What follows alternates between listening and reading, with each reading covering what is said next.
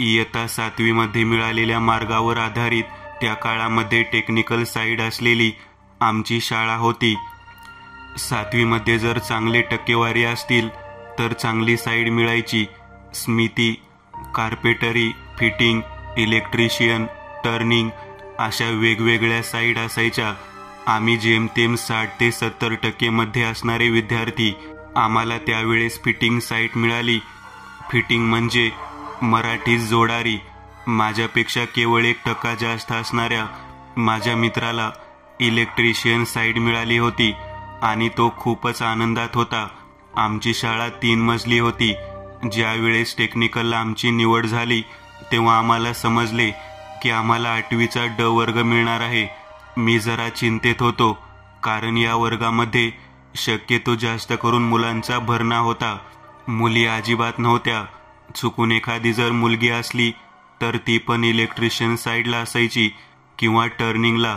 त्यात एक नवीन गोष्ट घडली. 8वी ड तुकडी असणारे इतर वर्ग शाळेच्या दुसऱ्या इमारतीमध्ये शिफ्ट करण्यात आले.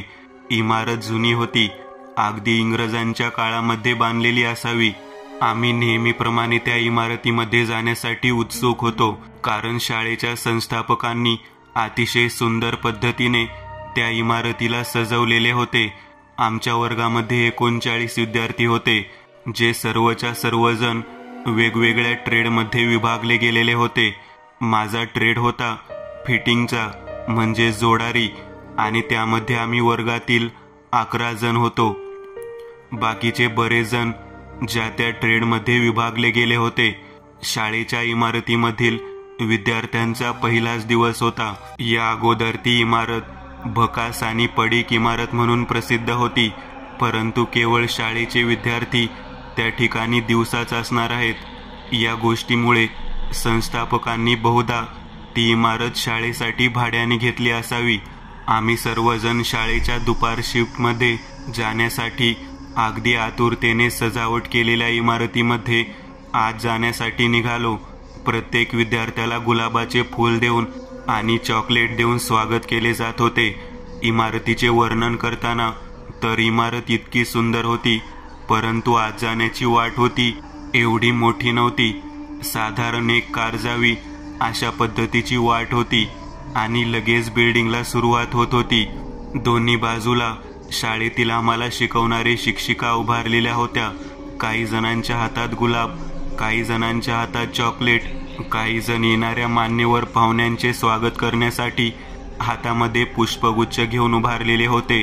आजचा दिवस शाळेच्या प्रत्येक व्यक्तीसाठी अगदी अविस्मरणीय दिवस होता. चित्रकलेच्या शिक्षकांनी फळ्यांवरती इतकी सुंदर चित्रे रंगवलेली होती की ते पाहताच अगदी मन मोहून जात होते. सुस्वागतमचा बोर्ड होता. आम्ही सर्वजण विद्यार्थी आमच्या वर्गाकडे जाण्यासाठी निघालेलो होतो. आमच्या बरोबर आमच्या वर्ग शिक्षिका पण होत्या. त्यांनी आम्हाला आमच्या वर्गामध्ये जाण्यासाठी जिन्यावरून पहिल्या मजल्यावर जाण्यासाठी सांगितले.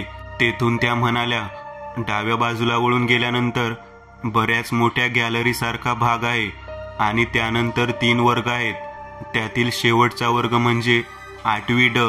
सर्वात कोपऱ्यामधील तो वर्ग आहे. या वर्गातून खालच्या बाजूला एक चौकोनी सवण्यासारखा भाग आहे, जेथून या इमारतीतील खालच्या मजल्यावरील मोठा हॉल अगदी जशाच्या तसा दिसतो. आमच्या वर्ग शिक्षिका यांचे म्हणणे ऐकल्यानंतर आम्ही अगदी उत्सुकतेने या वर्गाच्या दिशेने निघालो.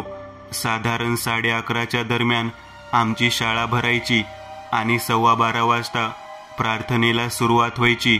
परंतु आज जरा उशीर होणार होता कारण सर्वजण स्वागताच्या कार्यक्रमाकडे लक्ष देऊन होते. वर्गांमध्ये पोहोचल्यानंतर एकच गोंधळ सुरू झाला. आम्ही सर्वजण मिळून आपापल्या जागेवरती बसण्यासाठी भांडत होतो. इथे वेगवेगळ्या प्रकारचे भांडण होते. येथे कोणाला पुढे बसायचे नव्हते, तर मागच्या बाजूला जो कमरे इतका उंच भाग होता तेथून खाली असणारा हॉल दिसत होता. त्यात कमरेच्या इतक्या भागाजवळच प्रत्येक विद्यार्थ्याला बसायची इच्छा होती, कारण खालून येणाऱ्या जाणाऱ्या व्यक्तींचा वावर तेथून सहज दिसत होता. संजीव माझा मित्र होता आणि तो तब्येतीने चांगलाच धष्टपुष्ट होता. त्याने थोडी दादागिरी दाखवत अगदी तेथील जवळच बेंच पकडला आणि मला बसण्यासाठी आग्रह केला. वर्गाच्या बाहेर जी गॅलरी होती तेथून चौकोनी चौसोपी खालच्या बाजूला दिसणारा एक भाग होता. तेथे शाळेचे सर्वात मोठे बाथरूम होते. तेथे तब्बल 20 मुताऱ्या आणि 10 टॉयलेट असावेत. संपूर्ण बिल्डिंग सजवली असल्या कारणाने खूपच आनंददायी वातावरण पसरलेले होते. मी संजू बरोबर त्या शेवटच्या रांगेतल्या लास्ट बेंचवरती बसलेलो होतो. आमच्या वर्ग शिक्षिका आल्या आणि त्यांनी 39 विद्यार्थ्यांची हजेरी घेतली आणि प्रत्येकाला आपापला ट्रेड सांगितला आणि त्याप्रमाणे सर्वांना टेक्निकलच्या तासासाठी खाली जावे लागणार आहे असे सांगितले. म्हणजे तेथे तुमच्या ट्रेडचे शिक्षक तुम्हाला माहिती देतील. वर्ग शिक्षक यांनी सांगितलेली माहिती आम्ही सर्वांनी ऐकली, परंतु आमच्या फिटिंग ट्रेडच्या 11 जणांपैकी केवळ 5 जणच आज आम्ही उपस्थित होतो. यादीमध्ये दर्शवलेले 6 जण अजून स्कूलला आलेले नव्हते. आम्ही त्या ठिकाणी बसून राहिलो. वर्ग शिक्षिका यांनी सर्व विद्यार्थ्यांना आपापल्या टेक्निकल साईडच्या हॉलमध्ये पाठवलेले होते. आम्ही 5 जण तेथे उपस्थित होतो. वरून त्या खालच्या हॉलमध्ये काय दिसते हे पाहण्यासाठी आम्ही उत्सुक होतो आणि आम्ही मागे वळून पाहिले. एक आमच्या वर्गातील ड्रेस घातलेला मुलगा असावा असा साधारण मुलगा होता, परंतु चेहरा थोडासा काळवंडलेला होता. त्याच्या डोळ्याच्या भोवती डार्क सर्कल होते आणि तो खालून हात करून आम्हाला हाक मारत होता. तो म्हणत होता, या फिटिंग ट्रेडचा हॉल इथेच आहे. गंधे सर तुम्हाला बोलावत आहेत, चला लवकर. आम्हाला कधी एकदा खाली त्या हॉलमध्ये जावे असे झाले होते. आम्ही 5ही जण तिथून खाली जाण्यासाठी निघालो. जिना उतरलो आणि त्या हॉलच्या दिशेने जाण्यासाठी निघालो. संजू म्हणत होता, म्हणजे आपल्याला गंधे सर आहेत तर. अमोल, प्रशांत, सचिन आणि मी संजय सोबत हॉलच्या दिशेने जाण्यासाठी निघालो आणि समोर बघतो तर काय, साधारण जुन्या काळातील गोल कमानीसारखा मोठा दरवाजा होता आणि त्याच्यावर भलं मोठं कुलूप लावलेलं होतं. मी म्हणालो, या हॉलमध्ये जाण्याची हीच तर वाट आहे आणि इथे एवढे जुने आणि भलं मोठं कुलूप कसं काय? संजू म्हणाला, अरे बावळट, दुसरी वाट असेल. हा दरवाजा तर 100 वर्षे जुना दिसत आहे. येथे त्या दरवाजाच्या वर चढलेल्या किटाणांवरूनच कळत आहे. आम्ही तिथेच थांबलो आणि बाजूने दुसरी कुठली वाट आहे का ते पाहत होतो. तेवढ्या शाळेतील शिपाई आम्हाला तिथे दिसला. आम्ही म्हणालो, शिपाई काका, आम्हाला फिटिंगच्या हॉलमध्ये गंधे सरांनी बोलावले आहे. त्या शिपायाचे नाव सोपान असे होते. तो म्हणाला, काय गंधे सर? असं नाव असणारे कोणतेच सर या शाळेत नाहीयेत मुलांनो. मग 8वीच्या ड वर्गाच्या मधून जो हॉल आहे दिसणारा, तेथे जाण्याची वाट कोणती आहे? तो अचानक पाषाणकर सरांनी बोलावलं म्हणून तेथून निघून गेला. तो काहीच बोलला नाही. मग आम्हीच वाट शोधत असताना या 20 मुताऱ्या 10 टॉयलेट असणाऱ्या ठिकाणी पोहोचलो. तिथून कुठे जाण्याची वाट काही आम्ही शोधत होतो आणि तोच 10 टॉयलेटच्या शेजारी एक 11वं टॉयलेट आम्हाला दिसलं आणि त्याच्या बाजूला एक छोटा दरवाजा होता. तो मुलगा तिथे उभारलेला होता. तो म्हणाला, अरे चला ना, किती वेळ झाली गंधे सर तुम्हाला हाक मारत आहेत आणि तुम्ही मात्र येतेच आहात. मग काय, आम्ही त्या मुलाच्या दिशेने जाण्यासाठी निघालो. तो अगदी जसं काही त्या शाळेमध्ये कित्येक वर्षांपासून शिकत असावा याप्रमाणे वावरत होता. तो आम्हाला त्या हॉलमध्ये घेऊन जाण्यासाठी या छोट्या दरवाजातून घेऊन गेला. संजीव म्हणत होता, केवढा मोठा हॉल, त्याचा एवढा मोठा दरवाजा, जुन्या काळापासून बंद आहे असे दिसते. आणि हा मुलगा मात्र कोणत्या वाटेने आपल्याला तिथे नेतोय हेच मला कळत नाही. आम्ही 5ही जण त्याच्या मागोमाग निघालेलो. तेवढ्यात राष्ट्रगीत सुरू झाले. आम्ही सर्वजण जागेवरती स्तब्ध झालो. एका सुरात, एका तालामध्ये आम्ही राष्ट्रगीत म्हणू लागलो आणि तिथेच उभा राहिलो. तेवढ्या 52 सेकंद तो मुलगा कुठे गेला समजले नाही, परंतु मागून मात्र आमच्या वर्ग शिक्षिका कटेकर मॅडम यांनी वरून गॅलरीतून आम्हाला हाक मारली. त्या म्हणाल्या, अरे बावळटांनो, एकाच टॉयलेटमध्ये एवढे जण का उभारला आहात? आम्ही 5ही जण एकाच टॉयलेटमध्ये उभारलेलो होतो असे आम्हाला दिसले. येथे असणारा तो दरवाजा, ती आत जाण्याची वाट, ती 11वी टॉयलेट हा काहीच भाग नव्हता. इतक्या नकळत घडलेल्या सर्व गोष्टीने आम्ही घाबरून गेलो. तो मुलगाही आम्हाला कुठे दिसेना. हा भास होता का हे सत्य होते हेच समजत नव्हते. आम्ही आमच्या वर्ग शिक्षिकांनी बोलावले आहे म्हणून परत जाण्यासाठी निघालो आणि पुन्हा वर पोहोचलो. गॅलरीतून पुन्हा खाली पाहिले तेव्हा 10 टॉयलेट दिसत होते आणि 20 मुताऱ्या. म्हणजे तेथे फक्त 10 टॉयलेट होते आणि 20 मुताऱ्या होत्या. 11वी टॉयलेट आणि तो दरवाजा तिथे नव्हता. आम्ही आमच्या वर्ग शिक्षिकाबरोबर पुन्हा एकदा आमच्या वर्गामध्ये गेलो. त्यांनी तेथे आम्हाला बोलावून सांगितले, तुमच्या वर्गातील 6 विद्यार्थी तुमची वाट बघत वरच्या मजल्यावरती असलेल्या फिटिंगच्या हॉलमध्ये बसलेले आहेत आणि तुम्ही इथे काय करत आहात? वरच्या मजल्यावर फिटिंग ट्रेडचा हॉल आहे हे समजताच आम्ही आश्चर्यचकित झालो. आम्ही म्हणालो, मॅडम आम्हाला तर समजले की मागच्या बाजूला जो मोठा हॉल आहे तोच फिटिंगचा आहे. तेथून एका मुलाने आम्हाला हाक पण मारली होती. आम्ही त्याच्या मागेच तिकडे निघालो होतो. हे ऐकताना कटेकर मॅडम आमच्यावर खूप चिडल्या. त्या म्हणाल्या, बावळट आहात का? 3ऱ्या मजल्यावर तुमचा ट्रेड हॉल आहे आणि तिथे कोण जाणार? मग आम्ही म्हणालो, पहा ना मॅडम, तो मुलगा परत एकदा खाली दिसत आहे. तो आपल्या वर्गातीलच मुलगा आहे ना? मॅडम आमच्या बॅन जवळ आल्या आणि त्यांनी आतमध्ये वाकून पाहिले. तो मुलगा त्यांनाही दिसत होता. तो त्यांना म्हणाला, मॅडम तुम्हाला गंदे सरांनी ताबडतोब बोलावले आहे. या मुलांना घेऊन लवकरात लवकर हॉलमध्ये या. मॅडमनी त्या मुलाला पाहिले खरे, पण मॅडम जागेवरती चक्कर येऊन पडल्या. आम्ही त्यांना सावरत बाहेर सोपान नावाच्या शिपायाला हाक मारण्यासाठी गेलो. सोपान काही केल्या दिसत नव्हता. नंतर आम्ही खाली वाकून पाहिले तर तिथे सोपान त्या 11व्या टॉयलेट जवळच्या छोट्या दरवाजात उभारलेला होता व आम्हाला तिकडेच या म्हणून खुणावत होता. संजू म्हणाला, काहीतरी विचित्र प्रकार आहे बाबा, चला इथून पळून जाऊ. त्याचे म्हणणे ऐकत आम्ही तेथून आमच्या वर्ग शिक्षिकेला तिथे सोडले आणि धूम ठोकली. जिन्यातून वेगात चाललो तर समोर तो मुलगा आणि सोपान नावाचा शिपाई वाट पाहत बसलेले दिसत होते आणि मिश्किल पद्धतीने हसत होते. आता आमचे काही खरे नाही हे आम्हाला लक्षात आलेले होते. जिन्यामधून एक एक पाऊल पुढे टाकण्याचे धाडस करत आम्ही त्या दोघांपर्यंत पोहोचावे आणि त्यांना धक्का देऊन निघून जावे असे मला वाटत होते. तो मुलगा खालून अतिशय बिभत्स आवाजामध्ये बोलत होता, तुम्हाला सांगत होतो ना, गंदे सरांनी बोलावले आहे. सोपान काका, धरा यांना. 2 वेळा निरोप देऊन सुद्धा ही मुले पळून गेली. त्या मुलाचा असा विचित्र आवाज ऐकून आम्ही घाबरून गेलो होतो. आम्ही एकमेकांना म्हणालो, आता आपलं काही खरं नाही. तो सोपान म्हणायचा शिपाई आमच्या दिशेने वर येऊ लागला. आम्ही परत माघारी फिरलो आणि जोरात पळत सुटलो.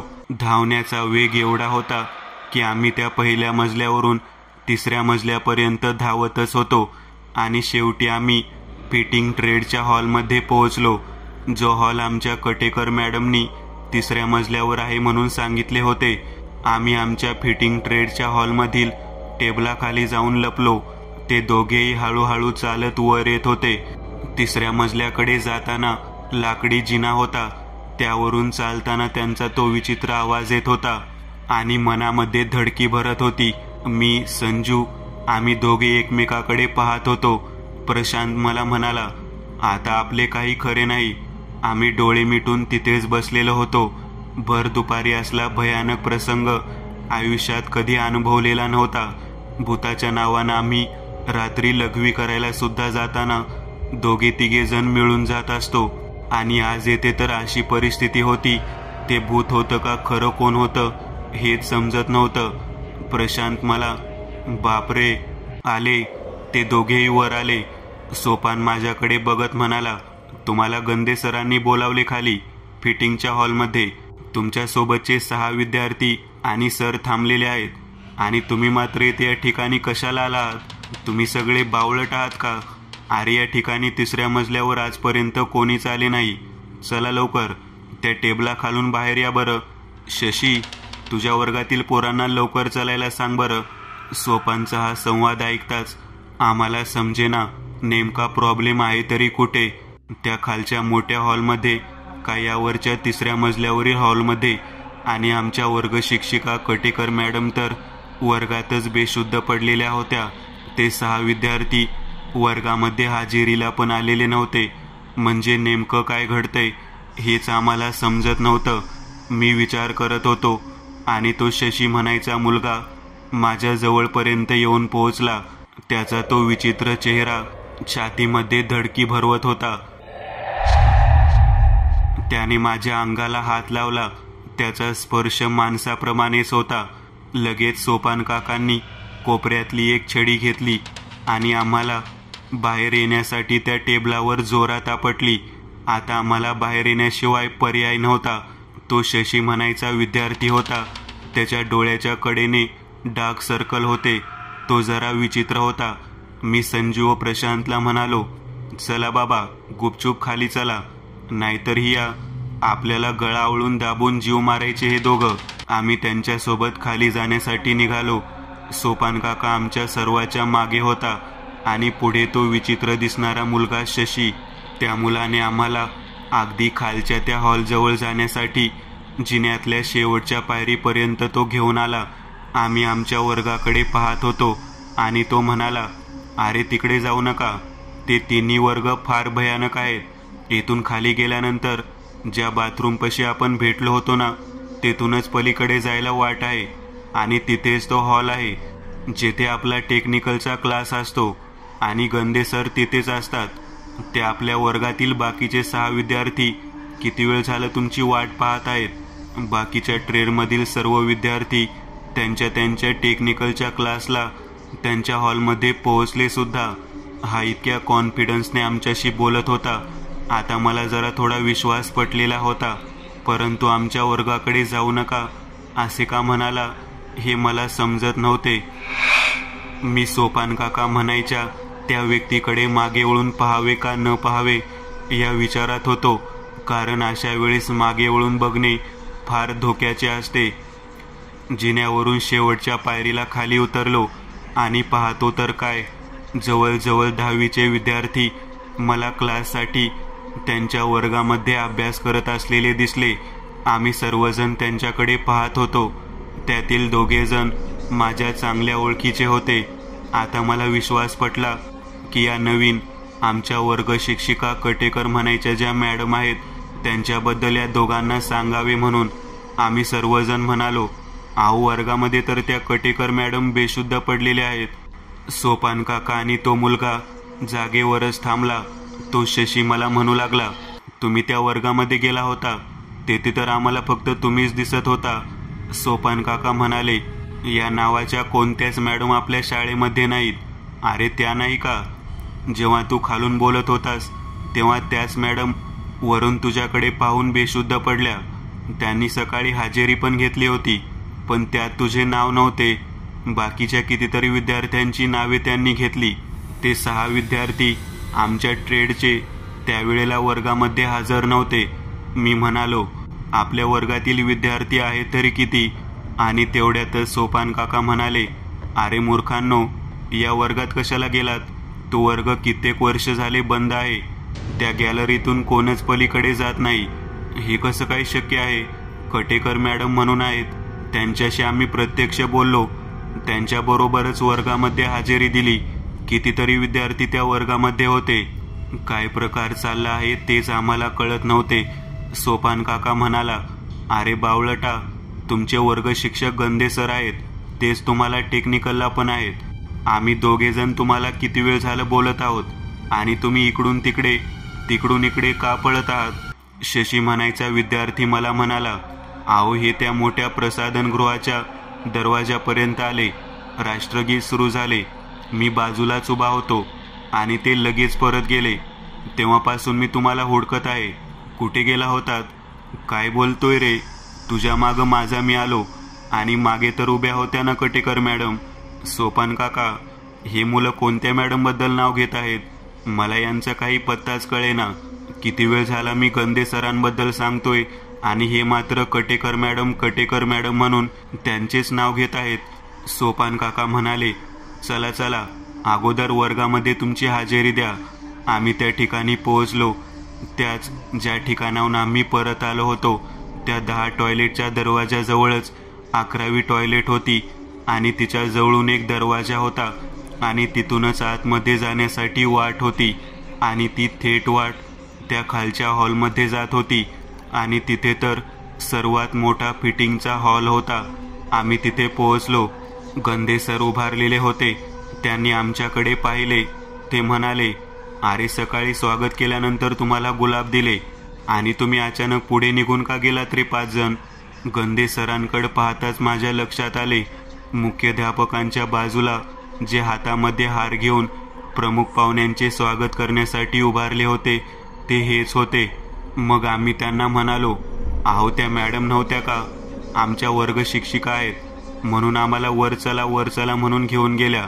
सर म्हणाले, अरे मुलांनो, आपला टेक्निकल ट्रेड, आपल्या वर्गामध्ये एकही मुलगी नाही आणि एकही महिला शिक्षिका ड तुकडीला नसते. येथे 8वी 9वी 10वीचे सर्व वर्ग आहेत आणि त्यात प्रमुख म्हणजे टेक्निकलचे ड तुकडे असलेले विद्यार्थी. म्हणजे येथे 8वी ड चा वर्ग आहे. त्याच्या वर्ग शिक्षिका कटेकर मॅडम म्हणून आहेत. ज्या आम्हाला भेटल्या होत्या तशा नावाच्या कोणत्याच मॅडम नाहीत. कटेकर मॅडम यांचे नाव ऐकताच गंदे सर ताड करून जागेवर उभा राहिले. ते म्हणाले, तुम्ही 8वी ड च्या वर्गामध्ये गेला होतात का? आम्ही एका तालासुरात म्हणालो, हो. सरांचा चेहरा अगदी कावरा बावरा झाला होता. त्यांनी वर बोट करून दाखवले आणि ते म्हणाले, हाच तो वर्ग. ज्या वर्गाकडे जाण्यासाठी जी वाट आहे ती संपूर्णतः बंद केलेली आहे आणि तुम्ही तर म्हणतात की तुम्ही त्या वर्गामध्ये गेला होतात. किती विद्यार्थी होते तिथे? आम्ही 5ही जण विचार करू लागलो. आम्ही 5 जण व 32 विद्यार्थी तेथे हजर होते. हे सर्व उपस्थित असलेले हे 6 विद्यार्थी तेथे अजिबात नव्हते आणि हा 7वा शशीधर म्हणायचा सुद्धा. गंदे सर अतिशय घाबरले होते. त्यांनी घाम पुसायला सुरुवात केली आणि लागलीच त्या हॉलमधून आम्हाला बाहेर नेत मुख्याध्यापकांच्या खोलीकडे निघूयात म्हणून सांगितले. आमच्या ट्रेडमध्ये एकूण 11 विद्यार्थी होते. आम्ही 5 आणि हे 6, 11 विद्यार्थी. तो 12वा शशीधर, सोपान काका, गंदे सर, आम्ही सर्वजण मुख्याध्यापकांच्या खोलीकडे जाण्यासाठी निघालो. मुख्याध्यापकांच्या खोलीजवळ आम्ही पोहोचलो. आम्हाला बाजूलाच असलेल्या स्टाफ रूममध्ये गंदे सरांनी बसवले. स्टाफ रूममध्ये एक शिक्षक तेवढे बसलेले होते, पाषाणकर सर. गंदे सर यांनी मुख्याध्यापकांना स्टाफ रूममध्ये बोलावले. मुख्याध्यापक त्या ठिकाणी आलेले. सर्वजण अगदी गंभीर स्वरामध्ये बोलत होते. मुख्याध्यापक बोरकर म्हणून सर होते. त्यांनी आमच्याकडे पाहत त्यांच्या खिशातील अंगारा काढला आणि माझ्या डोक्याला लावला. अचानक मुख्याध्यापकांनी असा प्रकार केलेला पाहून आम्ही खूपच अचंबित झालो. प्रशांतचे काका आमच्या शाळेमध्ये प्रयोगशाळा सहाय्यक म्हणून होते. त्यांना मुख्याध्यापक सरांनी फोन करायला सांगितले आणि त्यांना बोलावून घेतले. मुख्याध्यापकांचा फोन आल्या कारणाने प्रशांतचे काका तिथे लगेच हजर झाले. ते म्हणाले, नमस्कार सर, अचानक तुम्ही बोलावलं. काय घोळ घातला का प्रशांतने व त्याच्या मित्रांनी? मुख्याध्यापकांनी त्यांना शांत बसायला सांगितले व ते म्हणाले, अरे आशिष, ही मुलं 8वी ड च्या वर्गामधून कटेकर मॅडम यांची भेट घेऊन आलेले आहेत. 8वी ड चा वर्ग हा शब्द ऐकताच आशिष काका जागेवर गचकन खाली बसले. मुख्याध्यापक पुढे म्हणाले, त्यांनी नुसती भेट घेतली नसून त्या वर्गांमध्ये हजेरी दिलेली आहे आणि त्या 32 विद्यार्थी समवेत अगदी शांततेने बसून परत येथे आलेले आहेत. आशिष काकांनी लगेच उठून प्रशांतच्या डोक्याला हात लावला. आम्हा सर्वांना शाळेतून चला चला म्हणत बाहेर मोठी टमटम रिक्षा बोलावली आणि मुख्याध्यापकांना म्हणाले, मी यांना शास्त्री बुवांकडे घेऊन जातो. काय प्रकार चालला आहे हे आम्हाला कळत नव्हते. अचानक आमच्याबद्दल एवढे प्रेम भावना यांच्या मनात का आली असावी. इतक्यात मी प्रशांतच्या काकांना म्हणालो, आम्हाला भूक लागली आहे. माझे शब्द ऐकताच प्रशांतच्या काकांनी परत आम्हाला स्टाफ रूममध्ये नेले. शाळेच्या बाहेरच्या नवीन उभारलेल्या कॅन्टीनमधून सर्वांसाठी पुरी भाजी खाण्यासाठी आणली. मुख्याध्यापक सर त्या ठिकाणीच बसले होते. आमची एवढी सरबराई या अगोदर कधीच झाली नव्हती. मग मी म्हणालो, हा जो शशीधर म्हणायचा मुलगा आहे तो फार भयानकतेने आम्हाला दिसत होता. त्याचे डोळे, त्याचा तो अवतार किती विचित्र होता ना. आम्ही घाबरून पार 3ऱ्या मजल्यापर्यंत पळून गेलो. आम्हाला आमच्या वर्ग शिक्षिका असलेल्या कटेकर मॅडम यांनी तेच सांगितले होते की 3ऱ्या मजल्यावरती आमचा फिटिंगचा हॉल आहे, परंतु वरच्या 8वी ड च्या वर्गातून दिसणारा हा जो खालचा मोठा फिटिंगचा हॉल होता तो बंद असतो. तेथे कोणतरी विचित्र विद्यार्थी दिसतात, अशी माहिती मला व आमच्या चौघांना आमच्या वर्ग शिक्षिकांनी दिली होती. त्यावरती तेथे बसलेल्या पाषाणकर सरांनी माझ्याकडे पाहत म्हणाले, अरे मूर्ख आहात का तुम्ही? 8वी ड वर्ग हा गेली 25 वर्ष बंद आहे. या इमारतीमध्ये 25 वर्षानंतर शाळा भरत आहे. त्या वर्गाकडे जाण्याची वाट सुद्धा किती विचित्र पद्धतीने बंद केली आहे. तुम्ही नीट पाहिलीत का? काहीतरी मूर्खासारखे बोलत आहात. संजू म्हणाला, सकाळी आम्हाला आमच्या वर्ग शिक्षिका मॅडम आम्हाला 5 जणाला त्या वर्गामध्ये चला म्हणून घेऊन गेल्या आणि त्यांच्या मागे मागे तिथे गेलो. जाण्याची वाट तर किती सोपी होती आणि तुम्ही तर म्हणत आहे तिथे जाण्यासाठी वाट पण बंद केली आहे.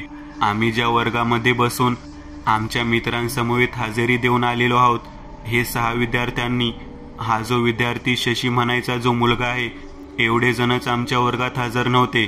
तुम्ही या 6 विद्यार्थ्यांना व शशीला काहीच म्हणत नाही. संजूचे, प्रशांतचे आणि माझे या सर्वांचे हेच म्हणणे, असे मी म्हणालो. आता मात्र पाषाणकर सर आणि मुख्याध्यापक सर आशिषकडे पाहत म्हणाले, ऐकलंस का काय घडलं आहे ते? आशिष काका म्हणाले, बापरे, म्हणजे ती बाई परत आली आहे तर? अरे नुसती ती बाई नाही, तिच्या समवेत ते 32 विद्यार्थी सुद्धा. संजू म्हणाला, हा काय प्रकार आहे? तुम्ही आम्हाला काही का सांगत नाही? मुलांनो, घाबरून जाऊ नका. पोटभर नाश्ता झाला ना, आपण आता शास्त्री बुवांकडे जाऊयात. आशिष काकांचे म्हणणे ऐकताच काय प्रकार चालला आहे हे समजत नव्हते, परंतु हे लक्षात आले होते की काहीतरी विचित्र घडलेले आहे आणि ते भीतीदायक आहे. इतक्यात आमच्या सर्वांच्या लक्षात आले व आम्ही एका सुरात म्हणालो, अहो सर, त्या वर्गामध्ये त्या कटेकर मॅडम बेशुद्ध पडलेल्या आहेत. त्या एकट्याच आहेत तिथे. आमचे बोलणे ऐकताच ते म्हणाले, अरे मूर्खांनो, त्या कटेकर मॅडम यांना मरून 25 वर्ष झालेली आहेत. तुम्ही ज्यांच्याबरोबर हजेरी दिली, ज्या वर्गामध्ये गेलात, तेथे त्यांचे भूत आहे. ते कित्येक वर्ष झाले या इमारतीमध्ये आहे. म्हणून तर येथे शाळा वसतिगृह भरवत नव्हतो, परंतु दिवसा हा प्रकार कधीही जाणवला नाही. म्हणून येथील वसतिगृह चालू न करता स्कूल सुरू करण्याचा निर्णय घेतला आणि आता तर दिवसा सुद्धा तो 8वीचा वर्ग फारच भयानक आहे. त्या वर्गात गेलेला व्यक्ती आजपर्यंत परत कधी आलेला नाही. तो डायरेक्ट त्या गॅलरीतून खाली फेकला जातो आणि खाली पडलेला व्यक्ती मेलेला असतो. ती 32 विचित्र मुले त्या खालच्या टॉयलेटवरती वरून बघत असतात. इतकी भयानक आहेत की वेगवेगळ्या प्रकारचे मैदानी खेळ गॅलरीमध्ये ती खेळत असतात.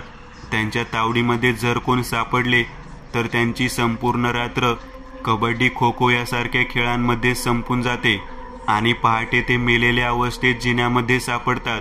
किती भयानक प्रकार! हे सर्व ऐकताच आम्हाला घाम फुटला. प्रशांत तर बेशुद्धच पडला. पाषाणकर सर पोटतिडकीने माहिती सांगत होते. ते ऐकताच आमच्या छातीमध्ये धडकी भरली होती. प्रशांत बेशुद्ध पडलेला होता. त्याला त्याच्या आशिष काकांनी उठवले, तोंडावरती पाणी मारले. आम्हा सर्वांना ते विचारू लागले की नेमकं काय काय घडलं. मी आणि संजू सांगायला सुरुवात केली. संजू म्हणाला, नेहमीप्रमाणे आम्ही शाळेमध्ये आलो. तुम्ही सर्वजण गेटच्या बाजूला उभारलेल्या होतात. हे समोर बसलेले पाषाणकर सर, मुख्याध्यापक सर, हे सर्वजण येथेच उभारलेले होते. तसेच जे गंदे सर म्हणत आहात ते आमचे गंदे सर पण या बाजूलाच उभारलेले होते. आम्ही थोडे पुढे गेल्यानंतर 2 महिला शिक्षिका आम्हाला दिसल्या.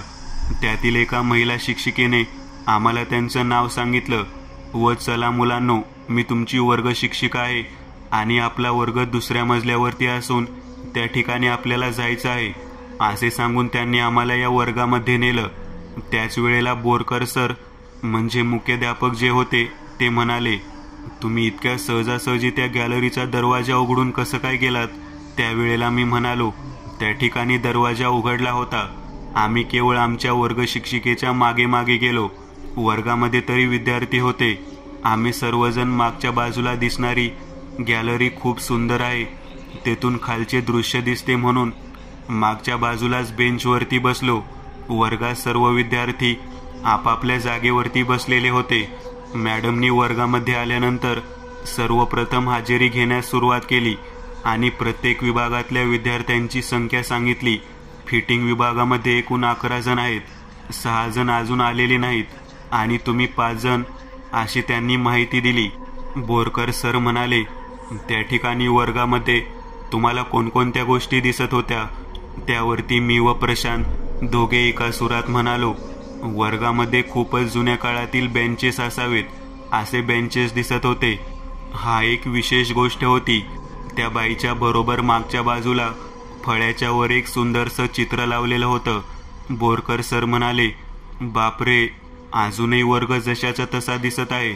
पाषाणकर सर त्यावरती म्हणाले, सर, मला या गोष्टीचं आश्चर्य वाटत आहे की आजपर्यंत 20 ते 25 लोकांना अगदी विचित्ररित्या गोळसून मारणारे ते 32 विद्यार्थी या मुलांना कसे काही रिकामे सोडले? त्यांना काहीच कसे काही केले नाही? मध्ये सोपान म्हणायचा जो शिपाई होता तो म्हणाला, सर, आपण ज्या इमारतीमध्ये काम करत आहोत ती इमारत एवढी भयानक आहे. मी नवीन कामाला लागलो आहे आणि आपण मला या बाबतीत काहीच माहिती नाही दिलीत. सोपान काकाला मुख्याध्यापक सरांनी शांत राहायला सांगितले. फक्त 10 मिनिट थांब, सर्व घटनाक्रम सर्वांना सांगतो.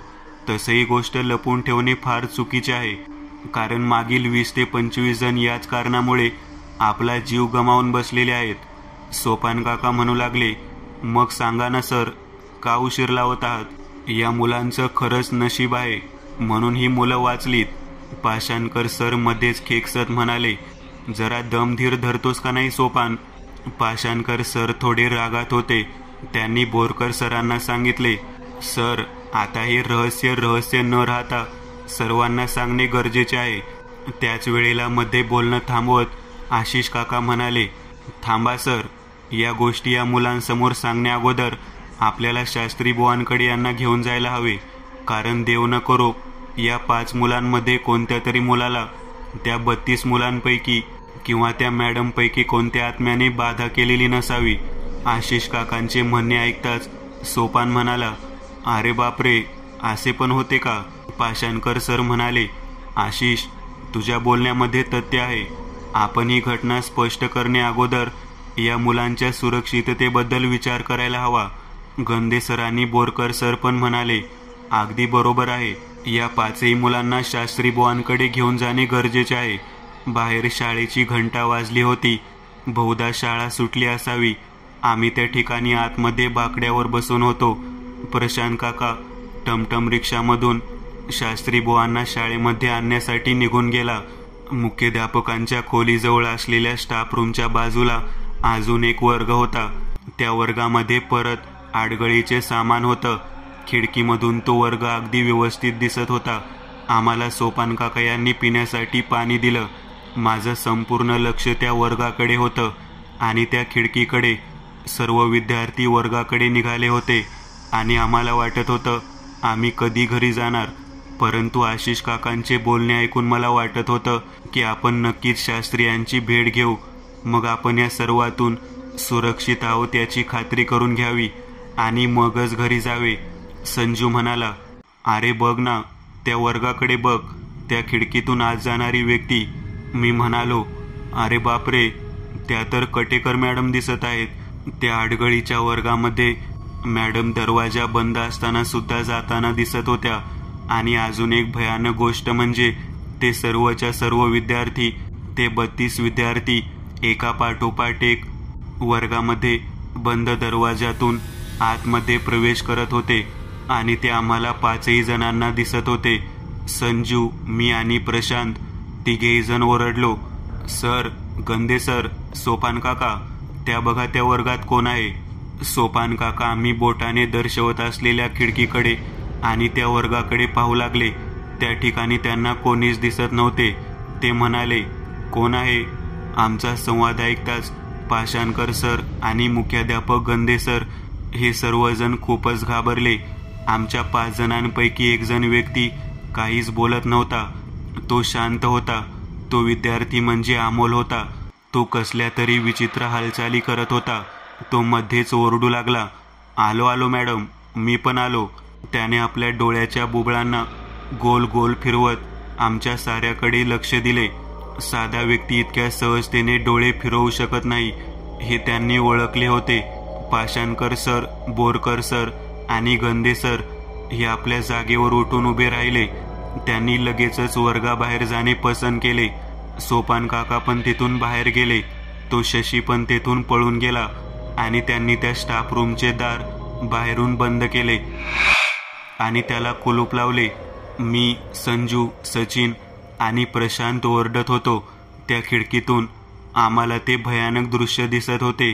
त्यामध्ये त्या कटेकर मॅडम अमोलच्या दिशेने हात करून म्हणत होत्या, अरे ये ना, तू का एकटा तिथे राहिलेला आहेस? आम्ही बाहेर हात फिरवत होतो. गंदे सर, सोपान काका, आहो आम्हाला येथे का बंद केलेले आहे? आहो तो अमोल बघा किती विचित्र हालचाली करत आहे. ते समोरच्या बाजूला असलेल्या मुख्याध्यापकांच्या कक्षामध्ये असलेले आपापले सामान घेऊन निघाले. शाळेच्या बाहेर जाऊन गेट बंद करून शास्त्री बुवांची आणि आशिष काकांची वाट बघत थांबले. आमच्या लक्षात आले की त्यांना असे वाटत आहे की आम्ही 5ही जण त्या विचित्र खोलीतून आल्यामुळे आमच्यावरती त्या भयानक शक्तीचे सावट आहे. त्यामुळे ते स्वतःचा जीव वाचवण्यासाठी तिथून निघून गेले आहेत. काही वेळानंतर त्या ठिकाणी शास्त्री बुवा आले. त्यांनी ते दार उघडायला सांगितले. सर्वप्रथम प्रत्येकाच्या अंगावरती त्यांच्या कमंडलूतून पवित्र जल फेकायला सुरुवात केली. आमच्याकडे पाहत ते सरांना म्हणाले, या मुलांच्या गळ्यामध्ये गोप कसला आहे? तेव्हा काका म्हणाले, हा गोप चौकामध्ये आसोलवाला पेटी देतो ना, त्या पद्धतीतला गोप आहे. आसोलवाल्याने पेटीमध्ये आसोलाचे केस घालून तो गोप दिलेला आहे. शास्त्री बुवा आमच्याकडे पाहत म्हणाले, या लेकरांच्या गळ्यामध्ये तो गोप असल्यामुळे यांचा जीव वाचला. या वास्तूमधून त्यांना बाहेर नेण्यासाठी पवित्र जल शिंपडले आहे. तुम्ही 25 वर्षानंतरही शाळा उघडत आहात.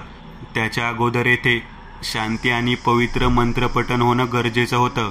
ज्या पद्धतीने ते 32 विद्यार्थी आणि ती बाई आतापर्यंत लोकांना मारत आलेले आहेत, ते पाहता ही इमारत आणि तो 8वी ड चा वर्ग न उघडलेलाच बरा, असे सांगून शास्त्री बुवांनी आम्हाला तेथून बाहेर काढले. आमच्या अंगावरती भस्मलेपन करायला सुरुवात केली. इमारतीतून बाहेर पडल्यानंतर आम्ही परत कधीही त्या इमारतीकडे गेलो नाही. त्या शाळेकडे कधीही फिरकलो नाही. आजही ती इमारत तशीच बंद असते आणि तो 8वी ड चा वर्ग सुद्धा बंद असतो. आमच्या मित्रांच्या आयुष्यातील हा आलेला अनुभव आम्ही कधीच विसरू शकलो नाही. मित्रांनो, आज पुरतं एवढंच. तुम्हाला जर काही गोष्ट आवडली असेल तर नक्की लाईक करा.